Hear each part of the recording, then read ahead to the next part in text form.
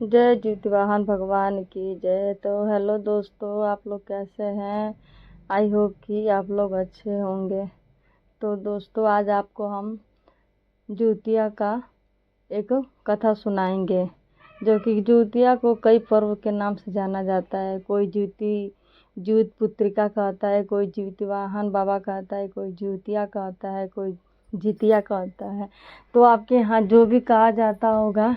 तो इस व्रत में 3 दिन का महापर्व होता है और इसमें कथा सुनने का बड़ा ही फल मिलता है। इसमें कथा सुनना बहुत ज़रूरी होता है। तो दोस्तों, आप लोग को बीच आज मैं एक कथा लेके आई हूँ। तो आप कथा को ध्यान से सुनिएगा और कथा सुनते वक्त वीडियो को स्किप नहीं करिएगा, क्योंकि कथा हमेशा पूरी सुननी चाहिए और ज्यूतिया के व्रत में कथा सुनने का महत्व बहुत अच्छा होता है। तो चलिए दोस्तों, आपको मैं एक कथा सुनाती हूँ। एक नगर के राजा थे, उनकी 2 रानियाँ थीं। तो उनकी 2 रानियाँ इसलिए थी क्योंकि पहली रानी की कोई संतान नहीं हुआ, इसलिए उन्होंने दूसरा विवाह किया और दुर्भाग्यवश दूसरी रानी का भी कोई संतान नहीं था। तो बहुत बड़े राजा थे, राजपाट उनके पास सेना सैनिक बहुत था, लेकिन सबसे बड़ी दुख की बात थी कि उनकी कोई संतान नहीं थी। सब लोग उनको ताने मारते थे कि एक राजा हैं, 2 शादी किए फिर भी कोई संतान नहीं है, नहीं संतानी है ये। ऐसे ही तो बहुत राजा दुखी रहते थे, लेकिन राजा थे, राजपाट तो उनको चलाना ही था। तो एक दिन ऐसी रानी दोनों बैठी थी, तो एक साधु आए, तो वह भिक्षा मांगने के लिए आए। तो रानी उठी तो बोली कि लीजिए साधु बाबा, सारा धन लेके जाइए। इस धन का हम क्या करेंगे, हमारे किसी काम का धन नहीं है। तो साधु बोले, अरे मैं तो मुट्ठी भर अन्न लेने के लिए आया था। बेटी आप इतनी दुखी क्यों हैं, काहे ऐसे बोल रही हैं? तो कह रही कि साधु बाबा, इस धन का हमको क्या फ़ायदा, जो इस धन को भोगने वाला कोई नहीं है। हमारे पास कोई संतान नहीं है, हम 2 रानियां हैं लेकिन एक भी संतान नहीं है। इससे हमारे राजा साहब और हम सब लोग बहुत दुखी रहते हैं।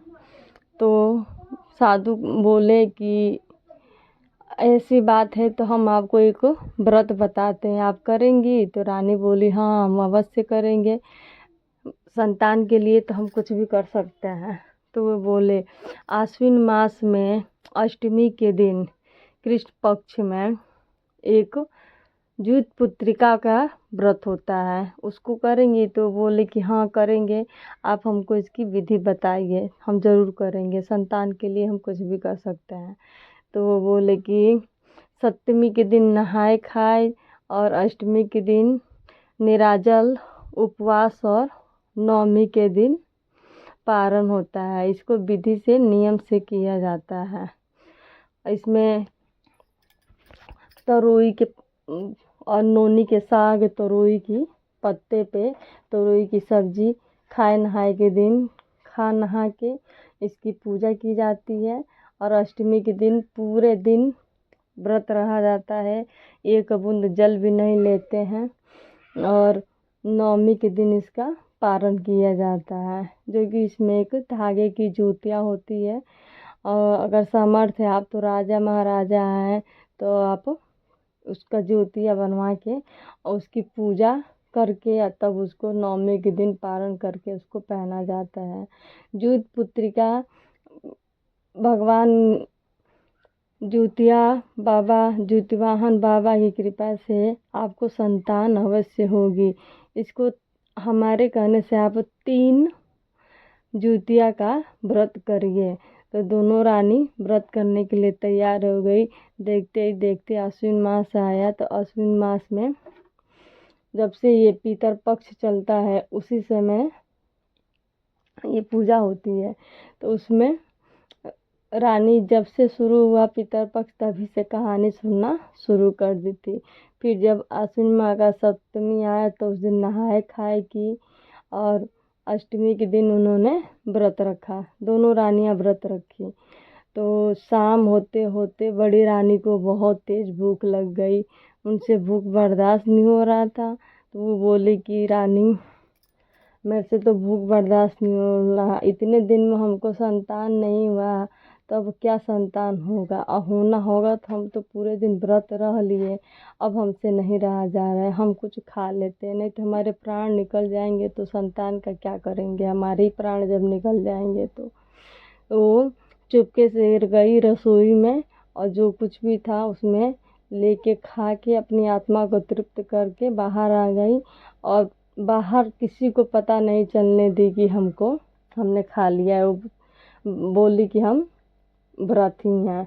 और वहीं पे छोटी रानी पूरी निष्ठा के साथ अपना पूरा व्रत की, कुछ भी नहीं खाई, कुछ पानी तक नहीं पी, और ना ही उनकी मन में इच्छा हुआ कि हम पानी पिए चाहे खाना खाए। वो तो जुत भगवान की ध्यान में रखते हुए पूरी निष्ठा के साथ ये व्रत पूरा की।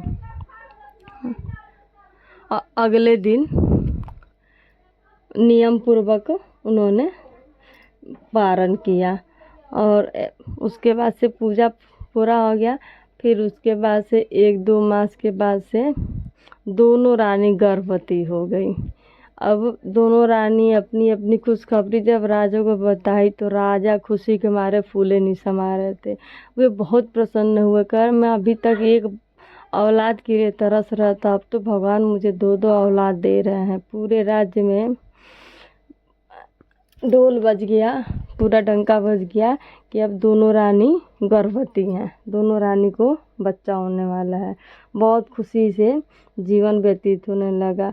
देखते ही देखते 9वां महीना आ गया और दोनों रानी को प्रसव पीड़ा शुरू हो गया। दोनों रानी को एक ही साथ प्रसव पीड़ा शुरू हो गया। प्रसव पीड़ा सहते सहते बड़ी रानी को एक पुत्र हुआ, लेकिन दुर्भाग्य से वो पुत्र मरा हुआ। और छोटी रानी को भी पुत्र हुआ, लेकिन उनका पुत्र स्वस्थ था, जीवित था। तो राजा पहली रानी का खबर सुन के दुखी हुए, लेकिन जब छोटी रानी का पुत्र हुआ तो दुख को भुला के खुशियाँ मनाने लगे। दिन समय ऐसे बीतता गया।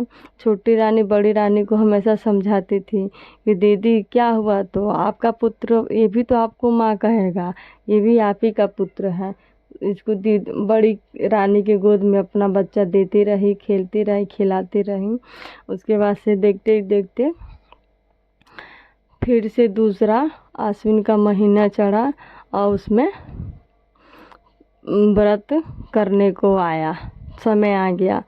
तो छोटी रानी का तो बच्चा छोटा था, बड़ी रानी का तो बच्चा था ही नहीं। और बड़ी रानी मन ही मन बच्चे से ईर्ष्या करने लगी, जलन करने लगी, लेकिन किसी से बताती नहीं थी। वो मन ही मन उस बच्चे को देख के चिढ़ने लगी कि इसका तो बच्चा हो गया, अब इसका मान सम्मान ज़्यादा होगा, मेरा तो मरा हुआ बच्चा पैदा हुआ और मेरा मान सम्मान कम हो जाएगा। तो ऐसे जब फिर से जुतिया का दिन आया तो छोटी रानी बोली कि दीदी चलिए नहाए खाए कर लेते हैं, सप्तमी के दिन नहाए खाए कर लेते हैं, कल व्रत रखना है अष्टमी के दिन। तो बड़ी रानी बोली कि काहे लिए हम व्रत करें, हम व्रत किए इतना निष्ठा से तो ज्योतिवाहन भगवान हमें मरा हुआ बच्चा दिए, तो हम क्यों करें, हम नहीं करेंगे, तुम भी करो, तुम्हारा बच्चा जिंदा है तो तुम करो, हम क्यों करें, हम तो नहीं करेंगे। तो छोटी रानी कही ठीक है दीदी, मैं तो व्रत करूँगी, क्योंकि मुझे ज्योतिवाहन भगवान की कृपा से संतान हुआ। हमारे राजा साहब को अब कोई नहीं संतान ही नहीं कहता है, हम तो करेंगे व्रत कर। ठीक है, तुमको करना है तो करो, हम नहीं करेंगे। तो छोटी रानी सप्तमी के दिन पूरी निष्ठा से नहाए खाए की और अष्टमी के दिन व्रत रही।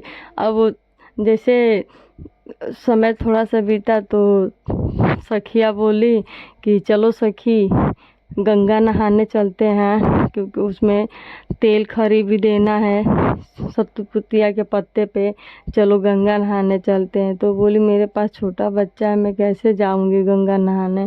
तो बोली कि चलिए। तो छोटी रानी बोली दीदी आप मेरे बच्चे को संभाल लेंगी, मैं थोड़ा चली जाऊं गंगा नहाने, सतपुतिया के पत्ते पे तेल खरी भी देना है सास जी को। तो वो बोले ठीक है जाओ, हम संभाल लेंगे, 2-4 घंटा क्या, तुम तो 5-6 घंटा भी नहीं आओगी तो मैं संभाल लूँगी, मैं तो इतना तो कर ही सकती हूँ, छोटा सा बच्चा ही तो है, मैं तो संभाल लूँगी, तुम आराम से अपना नहा के पूजा करके आना। अब छोटी रानी बड़ी रानी पे भरोसा करके चली गई।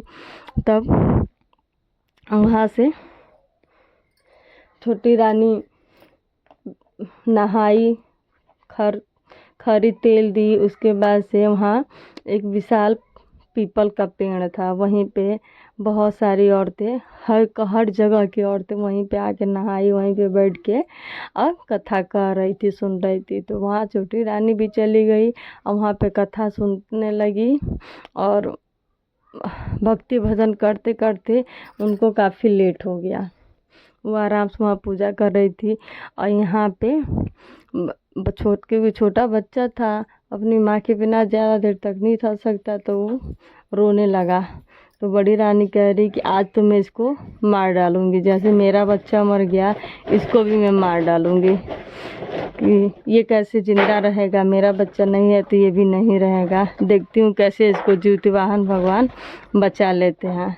तो क्या कि उसको, बच्चे को, छोटा सा बच्चा था, उसका गला दबा के मार दी और आंगन में मिट्टी खुदवा के, क्योंकि राजा कचहरी चले गए थे, रानी, छोटी रानी चली गई थी कथा सुनने, घर में कोई नहीं था, अकेले घर के आंगन में मिट्टी खोद के और बच्चे को मार के उसी में दबा दी।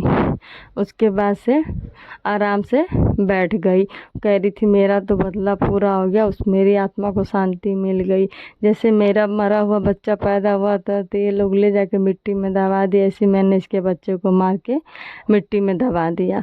उधर से रानी कहानी सुन के पूजा पाठ करके जब घर को लौटी तो आते ही पहले बोली, दीदी दीदी मेरा बाबू कहाँ है, मेरा बच्चा कहाँ है।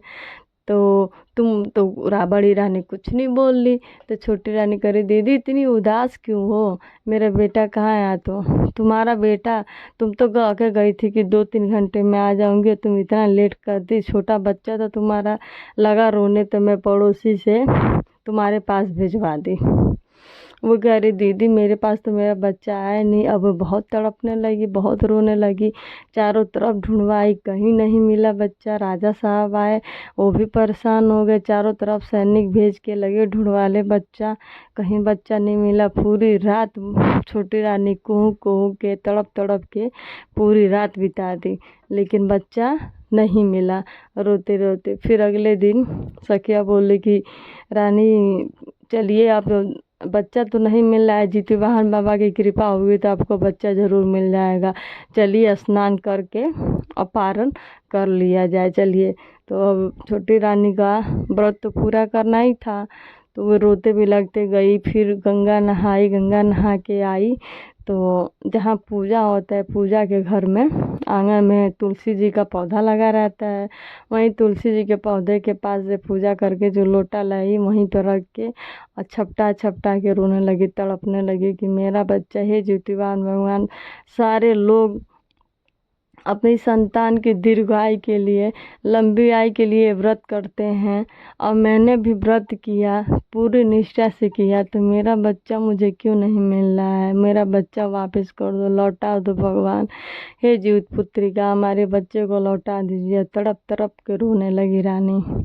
तो उनके रोने से, रोते रोते वहाँ से धरती अपने आप फट गई और धरती जब फटी तो उनका मरा हुआ बच्चा रोने लगा, रोते रोते निकला। तो बड़ी छोटी रानी दौड़ के अपने बच्चे को उठाई, उसको खूब चूमी और उसके बाद से अपना दूध पिलाने लगी। तब तक बड़ी रानी बच्चे के रोने की आवाज़ सुन के तिलमिला उठी, आके देख रही है तो मिट्टी से छोटी रानी बच्चे को निकाल रही है। तो छोटी रानी बोली कि दीदी दीदी आप तो ये कह रही थी कि तुम्हारा बच्चा नहीं हुआ है, तुम्हारा बच्चा नहीं मिल रहा है, मैं पड़ोस के साथ भेज दी, आपने ये क्या किया। अब छोटी रानी लगी कहने की, दीदी कम से कम आप सौतेली ही माँ तो थी, आपको भी मेरा बच्चा, मुझे माँ जैसे कहता वैसे आपको भी माँ कहता, लेकिन आपने ये क्या कर दिया दीदी, मैं तो आपको अपनी बड़ी बहन मानती थी। मैं तो ये सोचती थी कि आपके पास नहीं है तो मेरी कोई और संतान होगी तो मैं आपको दे दूँगी, लेकिन आप तो उस लायक नहीं हैं। क्यों आपने ऐसा किया? तब राजा साहब आए और बड़ी रानी को घर से निकाल के पूरा ऐलान कर दिए कि इनको चूल्हा भार झुकवा देते हैं। तो बड़ी रानी को चूल्हा भार झुकवा दिया गया। तो ऐसे हे ज्योतिया बाबा, हे भगवान, जैसे आपने छोटी रानी के बच्चे को जिंदा किया वैसे सारी माताओं के बच्चों की दीर्घायु दीजिए, सबके बच्चे की रक्षा करिए। जय ज्योति बहार भगवान की, जय ज्योतिया माता की। अगर दोस्तों सखिया, अगर मेरी वीडियो आपको अच्छी लगे तो लाइक करिए, शेयर करिए, कमेंट करिए।